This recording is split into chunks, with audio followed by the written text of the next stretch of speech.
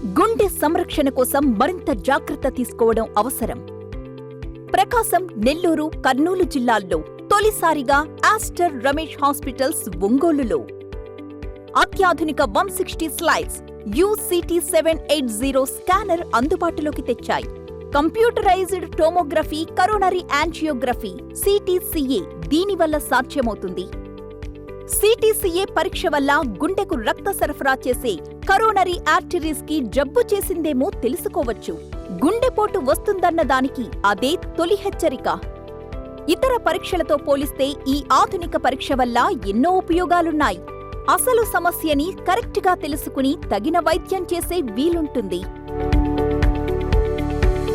గుండెకు సంబంధించిన ఏ సమస్య ఉన్నా ఆస్టర్ రమేష్ హాస్పిటల్స్ మీకు కొండంత అండా.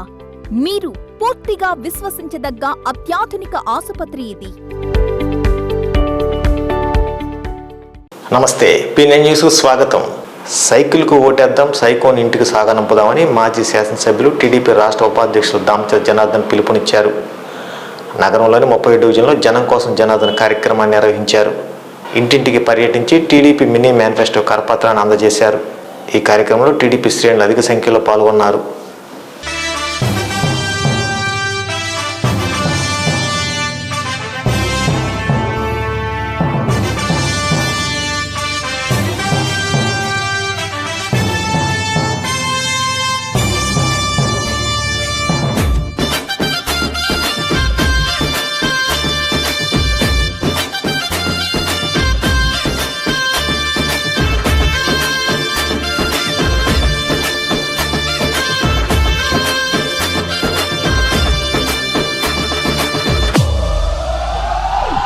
ఎగిరే తెలుగుదేశం జెండా చేతబట్టినాడో, రామచర్ల మన జనార్దనన్న మన కై గదిలిండో, గడ్డ మీద అభివృద్ధిని చేసి చూపిండో, రామచర్ల మన జనార్దనన్న పిడికిలి ఎత్తిండో.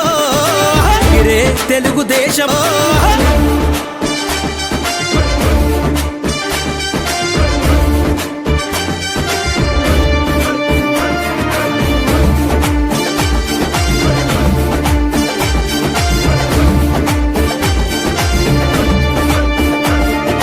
తెలుగుదేశము జెండానే తన చేతిలోన బట్టి ఒంగోలు అభివృద్ధి చేయాలని తన మనసులోన దలిసి కబ్జాదారుల పైన తను యుద్ధం ప్రకటించి ఈ దొంగల ధర్మ జనార్దనన్న కళాన్ని సంధించి తెలుగుదేశము జెండానే తన గుండె కత్తినాడే, తెలుగుదేశము జెండానే తన గుండె కత్తినాడే.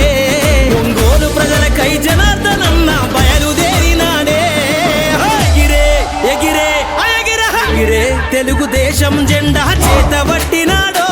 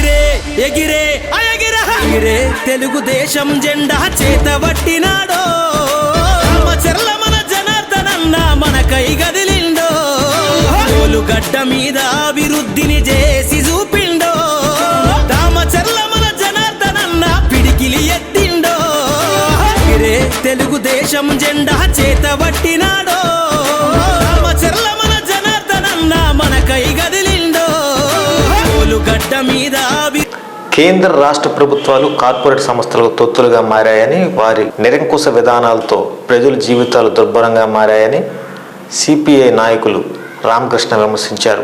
వారి కార్యాలయంలో నిర్వహించిన సిపిఐ ప్రకాశం జిల్లా సమితి జనరల్ బాడీ సమావేశంలో ఆయన పాల్గొని మాట్లాడారు.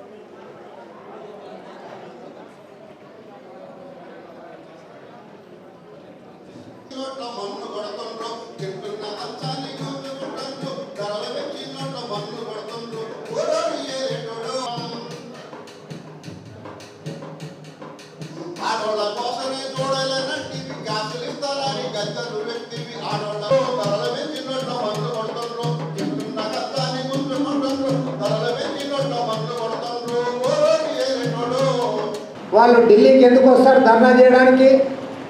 మీరు మరి నిన్న టీవీలో చూశారో లేదో, చాలామంది చూసింటారు, ఇవాళ పేపర్లో కూడా వచ్చింది. మొత్తం అక్కడ రైళ్ళన్నీ కూడా బంద్ చేశారు. రైల్వే లైన్ల పైన రైతులు వచ్చి కూర్చుంటా ఉన్నారు. మాకు కనీస మద్దతు ధర ఇవ్వాలి, మమ్మల్ని కాపాడాలని రైతులందరూ కూడా రోడ్డు ఎక్కారు గతంలో. ఇప్పుడు రైల్వే లైన్ మీద వచ్చి కూర్చున్నారు. 10,00,000 కోట్ల రూపాయల సంపద వాళ్ళంతా పెంచుకొని మళ్ళీ వాళ్ళు ఎలక్టోరల్ బాండ్స్ ద్వారా డబ్బులన్నీ బీజేపీ వాళ్ళకి ఇస్తే ఆ డబ్బులన్నీ కూడా ఖర్చు పెట్టి మళ్ళీ ఎలక్షన్లో గెలిచి మళ్ళీ నువ్వు వాళ్ళకి ఊడిగం చేస్తూ ఉన్నావు. నీ 10 ఏళ్ల హయాంలో రైతులు ఏమైనా బాగుపడ్డారా? పేదవాడు బాగుపడ్డాడా? చదువురాని వాళ్ళు ఎవరైనా బాగుపడ్డారా? చదువు వచ్చిన విద్యావంతునికి ఏమైనా ఉద్యోగాలు ఇచ్చావా? దేశాన్ని ఏమైనా అభివృద్ధి చేశావా? నువ్వేమీ చేయలే. ఎవరు బాగుపడ్డారంటే అంబానీలు, అదానీలు, కార్పొరేట్ కంపెనీలు, వాళ్ళ ఆస్తులు లక్షల కోట్ల రూపాయల సంపద అంతా కూడా వాళ్ళ చేతి దోచిపెట్టారు. పైగా ఏమంటారు నరేంద్ర మోడీ, మొత్తం 148 ఇతర రాష్ట్రాల కంటే మన రాష్ట్రంలో బీజేపీ బలంగా లేకపోయినా మన రాష్ట్రంలో గెలిచిన ఎంపీలందరూ కూడా ఢిల్లీలో నరేంద్ర మోడీ ప్రభుత్వానికి మద్దతు ఇస్తూ ఉన్నారు. ఈ ప్రమాదాన్ని మనం ప్రజల్లో తీసుకొని పోవాలి. అదేవిధంగా అసెంబ్లీ ఎన్నికలు కూడా వస్తూ ఉన్నాయి కాబట్టి ఇవాళ రాష్ట్రంలో జగన్మోహన్ రెడ్డి ఏమంటున్నాడంటే, నాకు మళ్ళీ అధికారం ఇవ్వండి, నేను మళ్ళీ మీకంతా ఇప్పటి వరకు డబ్బులు వేసాను అకౌంట్లో, నేను వస్తేనే ఆ స్కీములన్నీ ఉంటాయి, మళ్ళీ ఎవరు వచ్చినా కూడా ఆ స్కీములు ఉండవు, కాబట్టి మళ్ళీ నాకు ఓటేయండి అని చెప్తాను. పాపం అది నమ్మేవాళ్ళు కూడా కొంతమంది ఉన్నారు.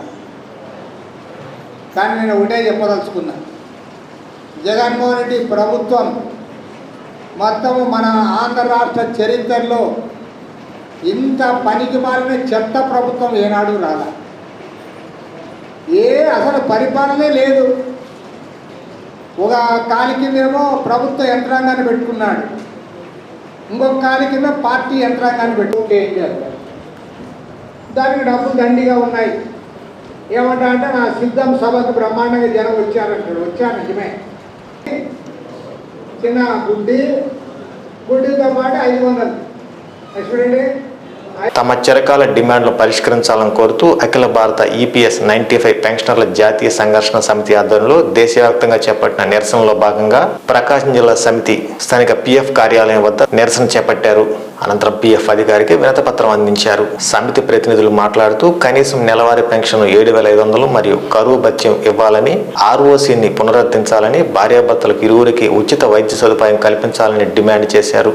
ఈ కార్యక్రమంలో జిల్లా పెన్షనర్లు, ఉద్యోగులు పాల్గొన్నారు.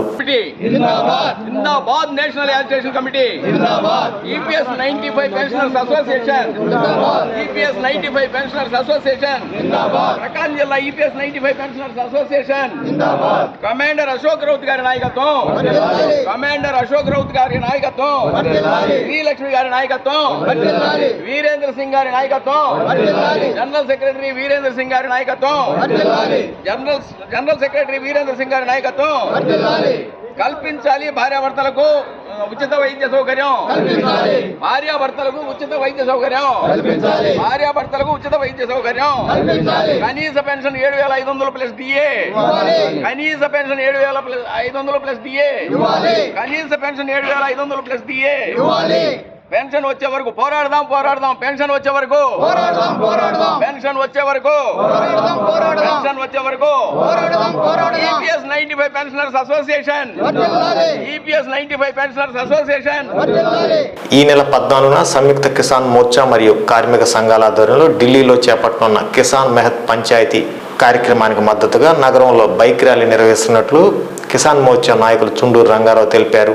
జాతీయ స్థాయిలో సాధించుకున్నటువంటి చట్టాలని 4 లేబర్ కోడ్లుగా కుదించి వారి యొక్క హక్కులకు భంగం కలిగించేటటువంటి విధానాన్ని కార్పొరేట్ శక్తులకు ఆదేశాలకు అనుగుణంగా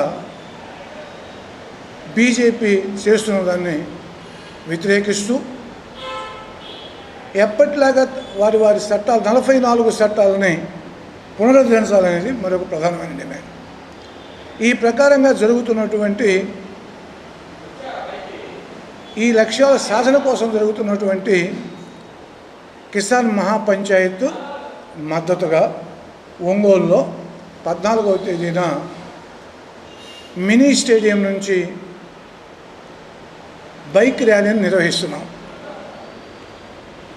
ఈ బైక్ ర్యాలీ మినీ స్టేడియం దగ్గర నుంచి ప్రకాశం భవనం మీదుగా చర్చి దగ్గర నుంచి కొండమీద శివాలయం మీదుగా, కొండమీద శివాలయం నుంచి జిల్లా కోర్టు మీదుగా, మంగమూరు తాలూకా పోలీస్ స్టేషన్ మీదుగా కర్నూలు రోడ్లోకి వచ్చి కర్నూలు రోడ్లో నుంచి అద్దంకి బస్టాండు, అద్దంకి బస్టాండ్ నుంచి కొత్తపట్నం బస్టాండు, కొత్తపట్నం బస్టాండ్ నుంచి ఏవిఎం హై స్కూల్ మీదుగా తిరిగి జిల్లా కలెక్టర్ కార్యాలయానికి చేరుతుంది. ఈ ప్రకారంగా జరిగేటటువంటి కార్యక్రమంలో కార్మికులు, కర్షకులు, విద్యార్థులు, యువత, మహిళామణులు అందరూ పాల్గొని విజయవంతం చేయాలనేటువంటిది ఈనాటి ఈ సమావేశం. చలో ఢిల్లీకి మద్దతుగా ఒంగోలులో 14వ తేదీ ఉదయం 10 గంటలకి మినీ స్టేడియం దగ్గర నుంచి స్కూటర్ ర్యాలీ నిర్వహించాలని చెప్పి నిర్ణయించుకోవడం జరిగింది. ఈ కార్యక్రమం యొక్క ఉద్దేశం మోడీ ప్రభుత్వం వ్యవసాయ నల్ల చట్టాలను వెనక్కి తీసుకుంటానని చెప్పి హామీ ఇచ్చింది. అయితే హామీని ఇప్పుడు మళ్ళీ తొంగలో తొక్కేసి అమలు జరపడానికి కావాల్సిన ప్రయత్నం ఒకటి చేస్తూ ఉంది. అందుకని దేశవ్యాప్తంగా మళ్ళీ రైతు సంఘాలు పోరాటానికి పిలుపునిచ్చాయి.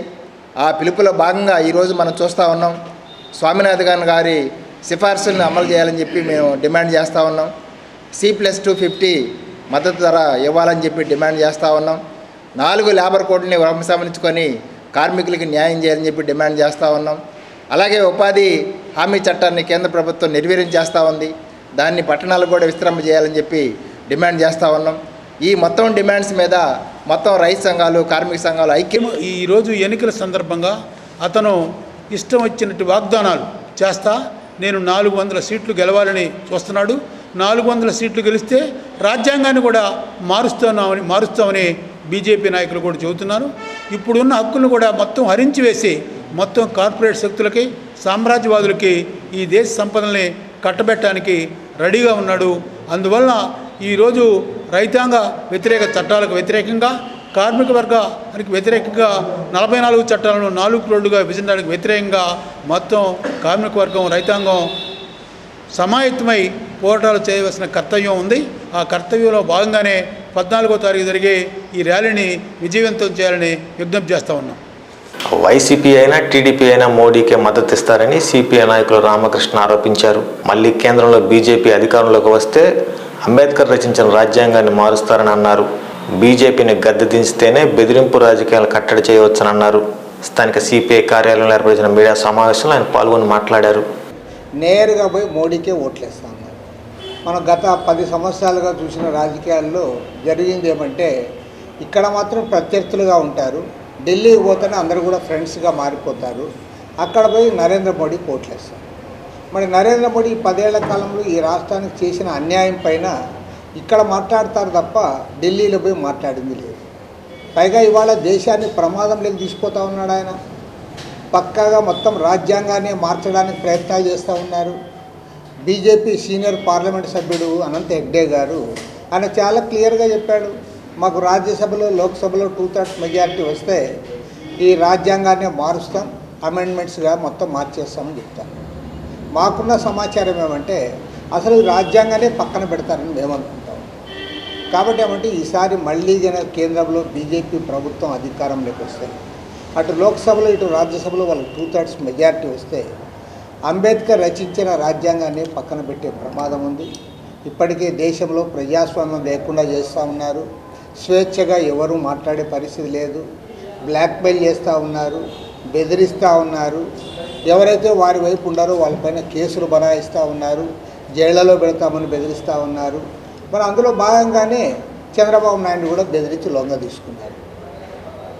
చంద్రబాబు నాయుడు 53 రోజుల పాటు రాజమండ్రి సెంట్రల్ జైల్లో జగన్మోహన్ రెడ్డి పెట్టాడా? జగన్మోహన్ రెడ్డి ఒక్కడే పెట్టగలడా? చిన్న పిల్లోని అడిగినా చెప్తాడు. నరేంద్ర మోడీ, అమిత్ షా, జగన్మోహన్ రెడ్డి ముగ్గురు కూడా కుమ్మక్కై పథకం ప్రకారం అసలు ఎలాంటి ఆధారాలు లేకపోయినా చంద్రబాబు నాయుడు తీసుకుని పోయి జైల్లో పెట్టారు. మరి ఈరోజు బెదిరించి ఇప్పుడు సరెండర్ అయ్యాడు కాబట్టి ఆయన్ని మేము మంచిగా చూసుకుంటామంటున్నారు. ఢిల్లీ ముఖ్యమంత్రి అరవింద్ కేజ్రీవాల్ని ఆయనకి వార్నింగ్ ఇస్తూ ఉన్నారు. ఢిల్లీ ఉప ముఖ్యమంత్రి మనీష్ సిసోడియాని ఆయన సంవత్సర కాలంగా ఇవాళ ఢిల్లీ తిహార్ జైల్లో పెట్టారు. పైగా ఇవాళ బీహార్ ముఖ్యమంత్రిగా ఉన్న నితీష్ కుమార్ ఆయన ఇండియా కూటమి ఏర్పాటు చేసిందే ఆయన్ని బెదిరించి కేసులు పెడతామని చెప్పి లొంగ తీసుకొని మళ్ళీ ఎన్డీఏ వైపు మార్చుకున్నారు. ఆయన వీళ్ళకి ఇవ్వడంలా, వీళ్ళు వాళ్ళకి ఆయనకి ఇస్తాను. ఇప్పుడు నరేంద్ర మోడీ జగన్మోహన్ రెడ్డికి కానీ చంద్రబాబు నాయుడుకి కానీ పాపం ఆయన ఏం కేరే చేయడం లేదు. ఆయన అసలు వీళ్ళకి ఇంటర్వ్యూసే కూడా గగనమే. కానీ వీళ్ళు పాపం ఎగబడి ఒకరికంటే ఒకరు పోటీ పడి ఆయనకు మద్దతు ఇస్తూ ఉన్నారు. పోటీ పడి ఎందుకు మద్దతు ఇస్తున్నారంటే భయపడిస్తున్నారు. మీరు నార్కో అనాలిసిస్ టెస్ట్ అదేదో పెట్టండి జగన్మోహన్ రెడ్డికి చంద్రబాబు నాయుడికి. పాపం వాళ్ళకి ఎక్కడ అంతరాంతరాల్లో నరేంద్ర మోడీ మీద కానీ బీజేపీ మీద కానీ ప్రేమ లేదు. జస్ట్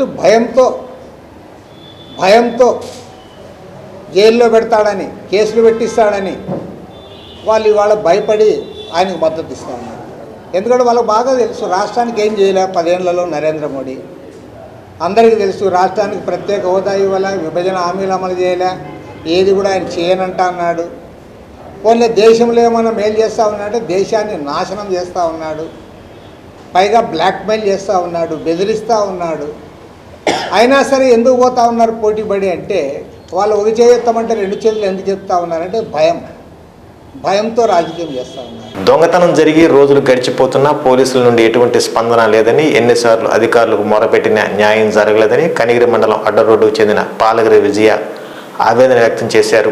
స్థానిక ప్రెస్ క్లబ్లో ఏర్పాటు చేసిన మీడియా సమావేశంలో ఆమె మాట్లాడుతూ అధికార పార్టీ అండదండలతో తన ఇంట్లో దొంగతనం చేసిన వారిపై పోలీసులు అధికారులు ఎటువంటి చర్యలు తీసుకోలేదని, కేసును వాపసు తీసుకోవాలని ఒత్తిడి చేస్తున్నారని తెలిపారు. ఉన్నతాధికారులు జోక్యం చేసుకొని న్యాయం చేయాలని కోరారు. బంగారం తీసుకొని ఆమె మీద కేసు, మళ్ళీ నా మీద కేసు పెడతామని బెదిరింపులు. మళ్ళీ నా బంగారం బాగొట్టుకొని నేను వాళ్ళ దగ్గరికి వాళ్ళ చుట్టూ నేను ఎందుకు తిరుగుతుంది సార్? నా 2 పిల్లలు పెట్టుకొని నాకేమంత అవసరము? అంటే నేను కానీ వాళ్ళకి లంచానికి పోతే తిరిగి నా మీద కేసు మళ్ళీ రిటర్న్ పెట్టి నా మీదే దౌర్జన్యం చేస్తున్నారు. లేదంటే కేసు ఇతరా చేసుకోమని ఒకరు బెదిరిస్తారు, చంపుదామని ఒకరు బెదిరిస్తారు. ఆల్రెడీ పక్కనోడు కొట్టి పిల్లల్ని నేను చంపేస్తాం కేసు ఇతరా చేసుకోమని ఒకడు అంటుడు. ఎఫ్ఐఆర్ బుక్ చేయమంటే వాడి మీద బుక్ చేయట్లేదు పక్కనోడి మీద. అతని పేరు ద్వారస లక్ష్మీనారాయణ. సార్ ఏం సార్ సిఐ గారిని ఎస్ఐ గారిని బ్రతిలాడాను సార్, అతని మీద ఎఫ్ఐఆర్ బుక్ చేయండి. ఎన్ని ఎఫ్ఐఆర్ బుక్ చేస్తామమ్మా, నీ పని మీద ఉన్నాం కదా, దొంగలు దొరికితే అంటే అతన్ని వాళ్ళే కప్పెడుతున్నారు. అతను బయటికి రానివ్వట్లేదు వాళ్ళు. కేవలం సిఐఎస్ఐ గారు అతను బయటకు రానియడం లేదు. ఇదివరకు శివరామకృష్ణ సిఐఎస్ శివరామకృష్ణ గారు కానీ మాధవరావు సార్ కానీ వాళ్ళు అలాగే చేసిపోయిండ్రు. వాళ్ళు 2 months ఉన్నారు. వాళ్ళు కనీసం ఎత్తుతున్నామన్న నామకరణం పోలేదు వాళ్ళకి. 2 సార్లు ఈ విధంగా వచ్చిన సార్, ఇదిగో పైనుంచి మా 2-3 ఫ్లోర్లు ఇల్లు మాది, పైనుంచి వచ్చిన సార్ అన్నా కూడా కనీసం చూసిపోమన్న కూడా చూసిపోలేదు సార్. ఆ ఏలు ముద్దలు తీసుకొని పోండి సార్ అంటే ఏలు ముద్దలు కూడా రావడం లేదు. అంటే కేసు సార్ ఏ విధంగా సార్ ఇస్తారు? ఏలు ముద్దలు తీసుకెళ్ళాలి, ఏ విధంగా జరిగిందా, ఫోన్ నెంబర్లు మ్యాచ్ చూడాలి, ఏమి చూడరు. ఫోన్ నెంబర్లు చూస్తున్నామంటారు, లేదు. ఆల్రెడీ ఏలు ముద్దలు పరిశీలిస్తున్నామంటారు, అవి మ్యాచ్ అయినా లేదని చెప్పరు. ఫోన్ నెంబర్లు తీసుకుంటారు, మ్యాచ్ అయినా లేదు చెప్పరు. అంటే నేను ఒక ఆడమనిషినా, నాకేం తెలియదు అన్న. తిరిగి ఆమె అలసిపోయి ఆమె ఇంట్లో ఉంటుందన్న వాళ్ళ ఉద్దేశము. నాకు న్యాయం అనేది జరగదు ఆడపిల్లలకి. ఇదేనా వైసీపీ ప్రభుత్వం చేసే న్యాయం ఆడపిల్లలకి? నాకు పిల్లలు లేరా, నా పిల్లలకి ఏ విధంగా న్యాయం జరగాలి? ఎందుకు నవరత్నాలని అమ్మడం వల్ల ఎందుకు ఉన్న బంగారం పోయిన బంగారం తిరిగి లేకపోతే ఇవన్నీ ఎవరు కావాలి? ఇప్పుడు నా పిల్లలు చదివించుకు, ఇప్పుడు నా పిల్లలకి నాకు కేవలం మరణం చేసుకుంటే తప్పక ఆత్మహత్య తప్పక మాకేం లేదు. ఇప్పుడు మాకు జరిగేది కనీసం కొట్టు జరగటం లేదు. ఈ కేసులు అయ్యేసరికి మనుషులు రావట్లేదు, వ్యాపారం జరగట్లేదు, గోల్డ్ తిరిగి ఇవ్వలేకపోతున్నా, పిల్లలు ఫీజు కట్టుకోలేకపోతున్నా. సరే నేను స్టేషన్ ముందు నాకు ఆత్మహత్య తప్పక నాకు ఏం లేదు సార్, నా పిల్లల్ని నేను తీసుకొస్తున్నామన్నా కూడా పట్టించుకోవడం లేదు. సిఐ గారు అయితే మొహమాట లేకుండా చెప్పేసి కేసు ముందు ఫోన్ పెట్టేయమన్నాడు. ఒకటే మాట, దేని పెట్టేయమంటాడు? నేనేం తప్పు చేసి పెట్టేయమన్నాడు? అంటే వాళ్ళకి లంచాలు ఇవ్వకపోతే ఫోన్ పెట్టేయమంటారా? లేదా కేసు విత్డ్రా చేసుకోతే ఫోన్ పెట్టేయమంటారా? దేని పెట్టేయమంటారు నన్ను? నేను చేసిన తప్పేంటి అసలు? ఆడ దేశాన్ని నేను చేసిన కావాలంటే రికార్డులు కూడా చూపిస్తా, రికార్డులు కూడా వినిపిస్తా. ఫోన్ పెట్టేయమంటాడు ఒకటే మాట. సిఎస్ఐ గారు అయితే అసలు స్టేజ్కే రావద్దన్నారు. అంటే వాళ్ళని గట్టిగా ఒత్తిడి చేస్తే కేసులు పెట్టేయమంటారా? న్యాయం జరగదు గట్టిగా ఒత్తిడి చేస్తే. దీని పరిష్కారం ఏ విధంగా చేయాలి? ఎవరిని కోరాలి? ఎవరిని అడగాలి? పోయి నేను ఎస్ఐ గారు ఎస్పీ ఆఫీస్ 4 సార్లు వచ్చిన, కనీసం ఎస్పీ మేడం కలిపిమంటే నువ్వు అడిగేదని మాకు తెలియదు అంటారు వాళ్ళు. మేము పోయి వాళ్ళు మాకు తెలిసేదానికి వాళ్ళకి అడిగి నేను పోవడం ఎందుకు? వాళ్ళు ఎందుకు ఆడడం? నేనే చేసుకోపోయినా న్యాయము. ఎన్నిసార్లు తిరిగి అలసిపోతున్నా. కలెక్టర్ ఆఫీస్కి 2 సార్లు వెళ్ళాను. కలెక్టర్ ఆఫీస్ కొంచెం తిరిగి వాళ్ళు దాన్ని కొంచెం ఒత్తిడి చేయడం అయితే నా సంతకాలు పూర్తి చేసి వాళ్ళే పంపిస్తున్నారు. ఎవరి దగ్గర పోవాలి? ఎక్కడ న్యాయం జరగాలి? నాకు ఎవరిని వారాలి ముందు? సీఎం జగనే ఈ విధంగా ఒక్కొక్క వ్యవస్థకి కనీసం గట్టితనం అనేది కొంచెం కూడా లేకపోతే జనాలకు న్యాయం ఏ విధంగా జరుగుతుంది? ఆడపిల్లలకి ఏ విధంగా న్యాయం జరగాలి? మేము ఎవరు కాళ్ళు పట్టుకోవాలి? కాళ్ళు పట్టుకుంటామన్నా కూడా ఎగిస్తే అంటుంటే ఏం చేయాలి మేము? వెంటనే ఎన్నికల బాండ్ల వివరాలు ప్రకటించాలని కోరుతూ సిపిఎం నగర కమిటీ ఆధ్వర్యంలో ఎస్పీఐ కార్యాలయం వద్ద నిరసన తెలిపారు. నాయకులు మాట్లాడుతూ మోడీకి అనుకూలంగా ఎస్పీఐ వ్యవహరిస్తుందని ఆరోపించారు. అదేవిధంగా ఎస్బీఐ ప్రైవేట్ బండి వివరాలను ఎస్బీఐ బ్యాంకు వెంటనే వివరాలను లొంగవద్దు మోడీ మతం వైపు కులం వైపు అదేవిధంగా కార్పొరేటీకరణ వైపును మళ్లిస్తూ ఉన్నాడు. కాబట్టి దీన్ని సిపిఎం పార్టీ తీవ్రంగా వ్యతిరేకిస్తూ ఉంది. ఈ నల్ల డబ్బు ప్రజలకు బాండ్లలో ఉన్నటువంటి వివరాలు మొత్తం కూడా వివరించాలి. ఒక్క పార్టీకే 6,500 కోట్లకు పైగా ఈ రోజు ఎలక్ట్రల్ బాండ్ రూపంలో వచ్చిందంటే ఈ డబ్బంతా ఎక్కడిది? ఏ నల్ల డబ్బు, ఏ అవినీతి డబ్బు, ఏ ప్రలోభాలతోటి ఈ డబ్బు మొత్తం కూడా తీసుకొచ్చి బ్యాంకులో పెట్టారో ఇది తేలకపోతే దేశంలో ఇటువంటి అవినీతి పనులు మొత్తాన్ని కూడా మనం అవకాశం ఇచ్చినట్టు అవుతుంది. అందుకనే సిపిఎం పార్టీ మొదటి నుంచి కూడా వ్యతిరేకిస్తూ ఉంది. అందుకే ఇప్పుడు సుప్రీంకోర్టులో కూడా దాఖలు చేయడం అనేటువంటిది. కోర్టు ధిక్కార నేరాన్ని ఈ యొక్క ఎస్పీఐ మీద మోపి విచారణ జరపాలి. ఆ విధంగా దోషుల మొత్తాన్ని కూడా బయటకి తీయాలని చెప్పి ఈరోజు సిపిఎం పార్టీ డిమాండ్ చేస్తుంది. సోదరులారా, ఈ రోజు మనం చూస్తే దేశంలో ఉన్నటువంటి ఈ యొక్క బీజేపీ పార్టీ మొత్తం ఈ అవినీతికి ఆలవలమైపోయింది. ఈ రోజు పెద్ద అందులో భాగంగానే చాలా రకాల ప్రయత్నాలు జరుగుతూ ఉన్నాయి. మొదటి నుంచి కార్పొరేట్ వర్గాల యొక్క జోక్యాన్ని రాజకీయాల్లో సిపిఎం వ్యతిరేకిస్తూ ఉంది. 1991వ సంవత్సరంలో దేశవ్యాప్తంగా ఉన్న కార్పొరేట్ వర్గాలు ఫిక్కీ ఆధ్వర్యంలో, అసోచ్యం ఆధ్వర్యంలో వీళ్ళంతా కూడుకొని పార్టీలకి దామాషా ప్రకారం ఓటింగ్ శాతం ప్రకారం డబ్బులు ఇచ్చే విధానం ఒకటి ఉండేది. దాని ప్రకారం మొట్టమొదటిసారిగా సిపిఎంకి కార్పొరేట్ వర్గాలు 10 లక్షల రూపాయల చెక్కుని సిపిఎం కేంద్ర కార్యాలయానికి వచ్చి స్వయానంగా ఇస్తే దాన్ని తిరస్కరించిన ఏకైక రాజకీయ పార్టీ గత 30 ఏళ్ల క్రితమే సిపిఎం పార్టీ. అంటే కార్పొరేట్ వర్గాలు, పెట్టుబడిదారులు, భూస్వాములు ఎన్నికల్ని ప్రభావితం చేయకూడదు, రాజకీయ పార్టీలు ప్రభావితం చేయకూడదు అనేది సిపిఎం విధానం. అందువల్ల ఈరోజు ఈ వర్గాలు రాజకీయ పార్టీల వెనక చేరి, బూర్జువా రాజకీయ పార్టీల వెనక చేరి ప్రలోభ పెట్టి డబ్బులు ఇచ్చి ఆ తర్వాత విధానాన్ని ప్రభావితం చేయడం కోసం ప్రయత్నం చేస్తున్నారు. అందుకని మేము కార్పొరేట్ వర్గాల నుంచి రాజకీయ పార్టీలు డబ్బు తీసుకోవటాన్ని, ఎన్నికల ఫండ్ తీసుకోవటాన్ని తీవ్రంగా మొదటి నుంచి వ్యతిరేకిస్తున్నాం. అందులో భాగంగానే ఈరోజు దేశవ్యాప్తంగా ఒక చర్చ వచ్చింది. ఈ బీజేపీ అధికారంలోకి వచ్చిన తర్వాత ఇంతకుముందు చాటుగా మాటుగా చేస్తున్న ఫండింగ్ విధానాన్ని అధికారం చేసే పద్ధతిలో ఎలక్ట్రల్ బాండ్ కొనుగోలు విధానం తీసుకొచ్చింది. అంటే కార్పొరేట్ వర్గాలు రాజకీయ పార్టీలకు డబ్బు ఇచ్చి దానికి బదులుగా ఎలక్ట్రల్ బాండ్ తీసుకోవచ్చు. అంటే చట్టబద్ధంగానే కార్పొరేట్ వర్గాలు, పెట్టుబడిదారులు, భూస్వాములు రాజకీయ పార్టీల్ని బహిరంగంగా కొనుగోలు చేయొచ్చు అనే విధానానికి ఈ బీజేపీ ప్రభుత్వం తీసుకొచ్చింది. అందులో భాగంగానే ఈ విధానం వచ్చింది. కాబట్టి ఈ లెక్కలు గమనిస్తే బీజేపీకి ఎక్కువ పార్టీ వచ్చింది. మేము ఇప్పుడు ప్రజానీకం తరఫున డిమాండ్ చేస్తున్నామంటే ఈ వార్తలు సమాప్తం. నమస్కారం. ఇది ఇప్పుడు ప్యాక్ చేయండి. గాజులు వచ్చే నెల తీసుకుంటానులే. వచ్చే నెల ఎందుకు? అంటే పెద్ద ఇన్వెస్ట్మెంట్ కదా, మొత్తం ఒకేసారి కొనడం ఎందుకని.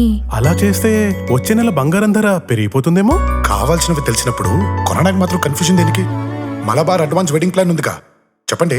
మీరు కొనాలనుకుంటున్న బంగారం మొత్తంలో 10% అడ్వాన్స్ పే చేస్తే చాలు. మేము దాన్ని ఈ రోజు బంగారం ధరకే బ్లాక్ చేసి ఉంచుతాం. ఫైనల్ పర్చేస్ అప్పుడు మీరు బుక్ చేసుకున్న ధర లేదా కొనుగోలు చేసే రోజు ధర రెండిట్లో ఏది తక్కువైతే ఆ ధరకే పొందొచ్చు. అంటే రిస్క్ చిన్నది, ఆనందం పెద్దది. బాగుంది కదా. నా కుటుంబం, నా సంబరం, నా మలబార్.